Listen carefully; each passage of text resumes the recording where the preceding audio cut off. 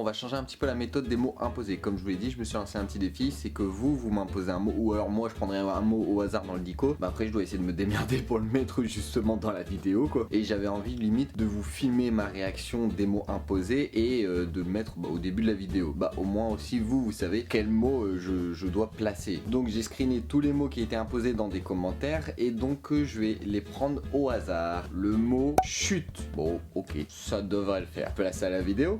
Salut, tu vas bien? Une nouvelle vidéo et dans cette vidéo je vais vous parler de comment évaluer un stagiaire. Quoi? J'ai des cernes? J'ai une tête de fatigué? C'est normal, on change pas d'habitude. Bah oui. Alors je le précise bien sûr, c'est ma vision et ma façon d'évaluer. J'ai envie de vous partager ça. Chaque personne du milieu de l'animation est différente, une vision différente. Donc les directeurs ont une façon de diriger qui est différente, mais également qui est une façon de former qui est différente, mais aussi qui est une façon d'évaluer les stagiaires qui est différente. Moi c'est quelque chose que j'aime bien, c'est quelque chose que j'adore, former des stagiaires, de partager mes connaissances et de les faire grandir et de les voir grandir justement dans le milieu de l'animation, c'est quelque chose que j'aime bien. Donc c'est pour ça que les directeurs qui ne sont pas du tout d'accord avec ma façon de faire, on se calme, pas besoin de crier dans les commentaires, je fais de l'ASMR.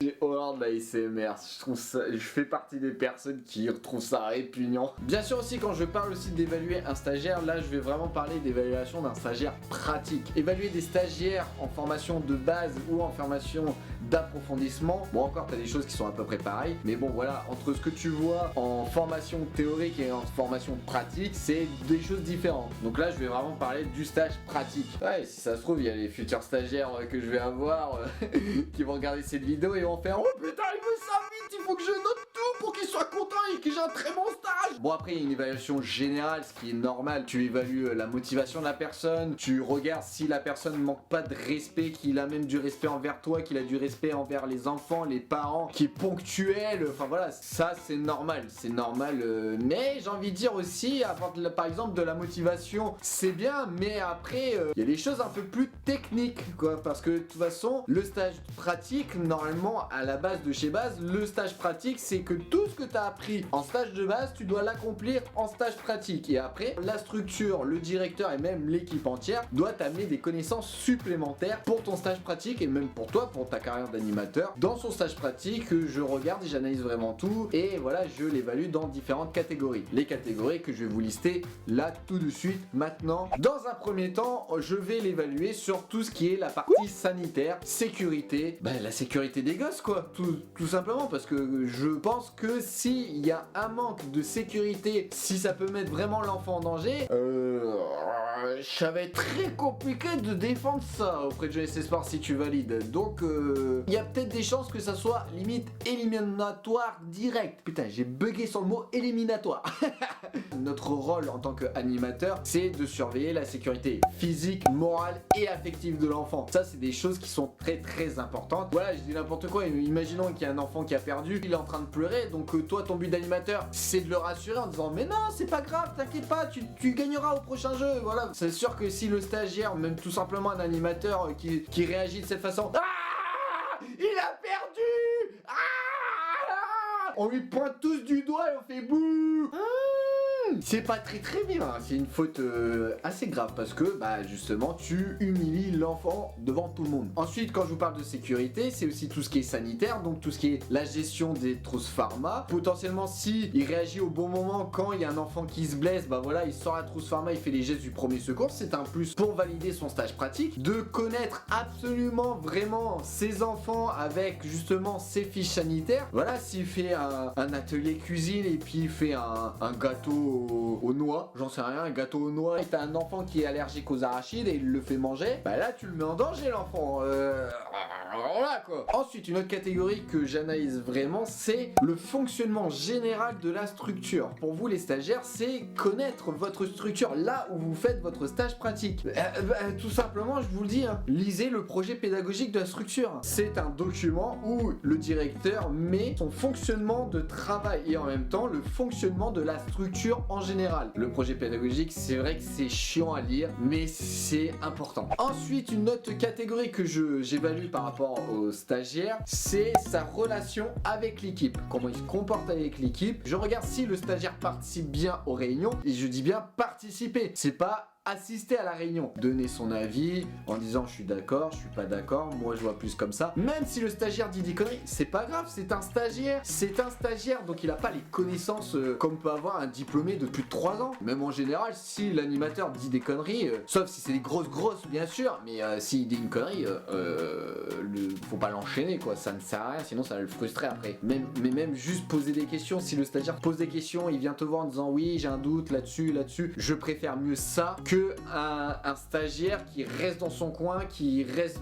bloqué sur un truc et il ne dit rien et au final genre une activité, au final c'est la pente descendante. Le truc aussi pour rester dans l'esprit d'équipe, l'équipe en général, c'est de savoir si la personne communique avec son équipe. Mais même c'est pas que pour les stagiaires, c'est pour en général. Est-ce que l'équipe communique entre elles? Mais est-ce que qu'elle va me demander de l'aide? Est-ce que justement elle va informer les personnes? Est-ce que voilà tel parent a dit quelque chose à cet animateur? Est-ce qu'elle va mettre justement l'information au bon animateur? Le stagiaire a un problème avec tel animateur qui va régler ses problèmes, putain. La communication c'est très important. Ensuite, autre chose que je regarde, c'est, alors là on a parlé vraiment ce qui est interne, le relationnel avec l'équipe, ce qui est interne, mais maintenant je regarde aussi et j'essaye de voir le relationnel, ce qu'il y a avec les personnes externes du centre, c'est ça que je veux dire. Je sais pas, le maire arrive, le maire du village ou de la ville, de la commune arrive, comment elle réagit avec le maire? Jeunesse et Sport se ramène, tiens, si Jeunesse et Sport va venir te parler, va te poser une question, que tu connaisses le sujet, que tu lui parles correctement, mais également aussi les parents. Si tu fuis les parents, là il va avoir un problème. Quand même, le parent,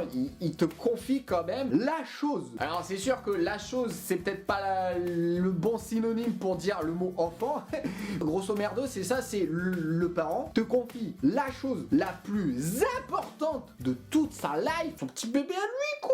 Il a beau avoir 6, 7, 10 ans, le parent le confie à potentiellement des étrangers, des gens qui ne connaissent pas la personne quand même. Elle va voir potentiellement un tout jeune qui va être animateur. Il y a des parents qui sont comme ça. Les parents ils sont très méfiants sur les animateurs qui sont très jeunes. Donc justement c'est aux stagiaires aller voir les parents et leur faire comprendre aussi que vous êtes des animateurs, que vous êtes là pour son enfant, pour les autres enfants et que si vous êtes là, c'est pas pour rien. On parle de jeunes, vous inquiétez pas. À mes débuts de directeur, les parents ils étaient en mode je connais Valentin en animateur, mais il me paraît jeune quand même pour être directeur. Je te surveille, j'ai pas envie de payer pour de la merde, alors t'as intérêt que mon fils s'amuse. Et au final, ça fait 4 ans que je dirige et tout se passe bien. Et aussi, autre chose qui est important, quand je parle de relations externes, la relation personnelle. Je parle du secret professionnel. En résumé, pour ceux qui ne savent pas, qui ne savent pas ce que c'est que le secret professionnel, tu vas avoir du mal à le dire.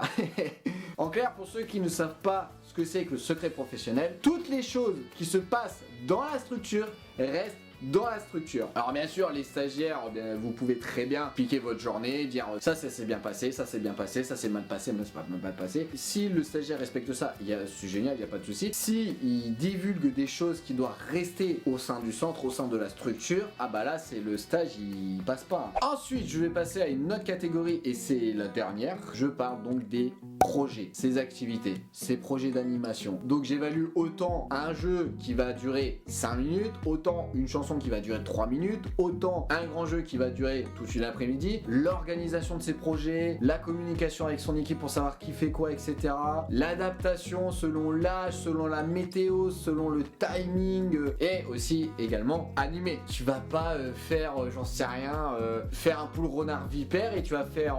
bon c'est simple, vous êtes les poules, vous êtes les renards, vous êtes les asticots, là, les vipères, là, je sais pas quoi là. Et donc les poules, vous devez attraper les vipères vous devez attraper les renards vous devez attraper les poules. On commence. Bah non. Ça c'est pas animé ça. C'est réciter des règles. Non, quand je dis animé quand même, c'est un début, un milieu, une fin, une dramate, une sensi, potentiellement du costume, du décor, faire embarquer les enfants dans un gros délire, mettre du punch dans ta voix justement pour les embarquer.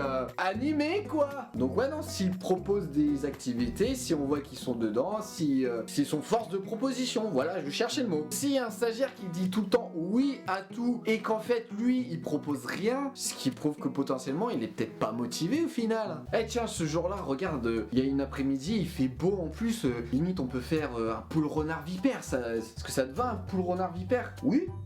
Oui, ça me va. Qu'est-ce que tu aimerais faire, toi, comme activité? Dis-le moi. De la cuisine, faire un atelier pâtisserie, faire des madeleines,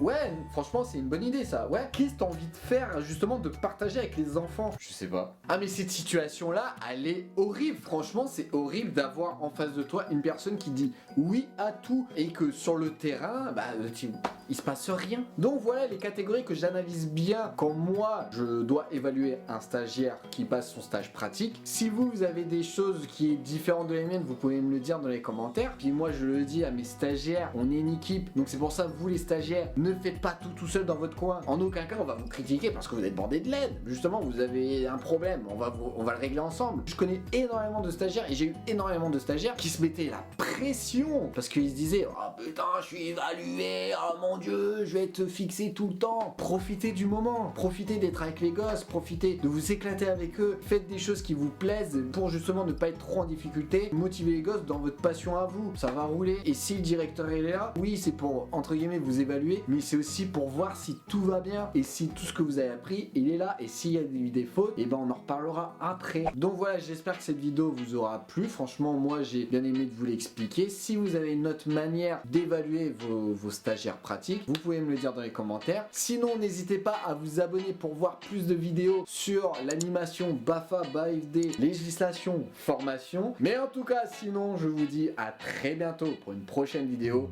Tchuss!